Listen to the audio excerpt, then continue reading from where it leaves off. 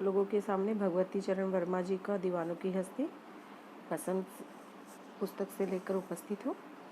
तो आज हम यहाँ पढ़ेंगे कि किस कवि ने यहाँ दीवानों के बारे में क्या बताया, संसार में हमें किस तरह से जीना है उसके विषय में बताया है।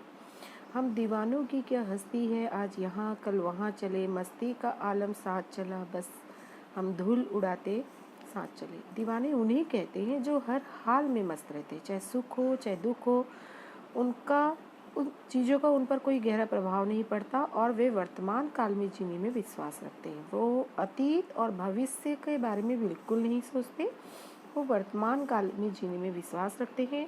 दीवानों की कोई हस्ती नहीं होती, अर्थात उन्हें किसी चीज़ का कोई घमंड नहीं होता कि वो कितने बड़े आदमी हैं, या किसी चीज़ का गम नहीं होता कि उन्हें किसी चीज़ की कमी है। उनके साथ हमेशा मस्ती का आलम रहता है। वे जहाँ भी जाते हैं गम को धूल के साथ गम को उड़ा देते, मतलब दुख को अपने पास वो आने ही नहीं देते। आए बनकर उल्लास अभी, आंसू बनकर बह चले अभी, सब कहते ही रह गए अरे तुम कैसे आए कहाँ चले। ये किसी जगह पर जब जाते हैं तो एक उल्लास की तरह जाते हैं, खुशी की तरह जाते हैं और सब में एक जोश का संचार कर देते हैं। जब वे कहीं से जाते हैं तो लोगों की आंखों में आंसू आ जाते हैं और उनके जाने के बाद लोग अफसोस करते रह जाते हैं कि ये आए और तुरंत ही चले भी गए। किस और चले यह मत पूछो, चलना है बस इसलिए चले, जग से उनका कुछ लिए चले, जग को अपना कुछ दिए चले। दो बात कही दो बात सुनी, कुछ हंसे और फिर कुछ रोए, छक्कर सुख दुख के घूंटों को हम एक साथ भाव से पिए चले। किस और चले यह मत पूछो, कह रहे हैं कि उनका काम जो है बस चलते रहना है, दिशा कोई भी हो चलते ही रहना जिंदगी का नाम है। चलना है बस उनको अपने लक्ष्य प्राप्ति के लिए बस चलना है, ठीक है।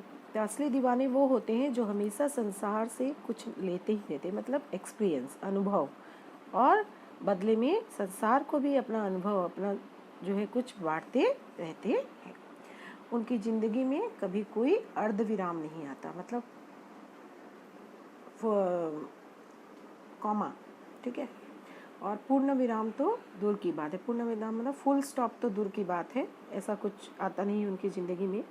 वे लोग क्या करते हैं, जहाँ भी जाते हैं लोगों से बातचीत करते हैं और बातों के जरिए से उनका सुख दुख आपस में बांटते हैं और सुख और दुख को पूरा घूट, दोनों के ही घूट छक कर, मतलब पूरा शांति मिलने तक, आत्म तृप्ति तक मज़ा लेकर पी लेते हैं। हम भिखमंगों की दुनिया में स्वच्छंद लुटाते प्यार चले, हम एक निशानी उर पर ले असफलता का भार चले, अब अपना और पराया क्या, आबाद रहे रुकने वाले, हम स्वयं बंधे थे और स्वयं अपने बंधन तोड़ चले। यहाँ पर कवि जो है वो दुनिया में जो लोग रहते हैं उनको भिखारी की दुनिया, माने जो लोग हर तरह से एक तरह का भिखारी है, ये वो कह रहे हैं।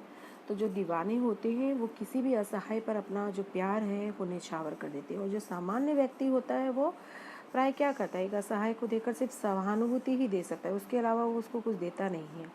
लेकिन यहाँ पर उसके बाद कवि कह रहे हैं कि इस संसार में कोई भी अपना और पराया नहीं है, और वो कह रहे हैं कि ज़्यादा बेफिक्री वाली ज़िंदगी भी हमें नहीं जीना चाहिए, क्योंकि बेफिक्र नहीं होना चाहिए, हर समय बेफिक्र नहीं होना चाहिए। जिन काम में जहाँ पर हमें गंभीरता की आवश्यकता है वहाँ हमें गंभीर होना चाहिए। ज़्यादा मस्ती जो है कहीं ना कहीं हमें असफल होने के लिए बाध्य कर देती है। तो कह रहे हैं कि रोज़मर्रा के जीवन में असफलता का जो जब वे असफल हुए, जहाँ वे असफल हुए, उसका जो भार है, बोझ है, अपने हृदय में एक निशानी की तरह वो लगा लेते हैं और उसी से वो आगे बढ़ते हैं। अगर हम जान जाएंगे कि हम असफल क्यों हुए और असफलता को अगर हम अपने हृदय से लगाकर आगे बढ़ेंगे तो ज़रूर हमें सफलता एक न एक दिन मिलेगी। तो हमें यहाँ पर कवि कह रहे हैं कि हमें हमेशा अपने वर्तमान में जीने की आदत डालनी चाहिए और हर हाल में खुश रहना चाहिए, चाहे वो सुख हो या दुख हो। धन्यवाद बच्चों, ध्यान से सुनो, पढ़ो, स्वस्थ रहो, मस्त।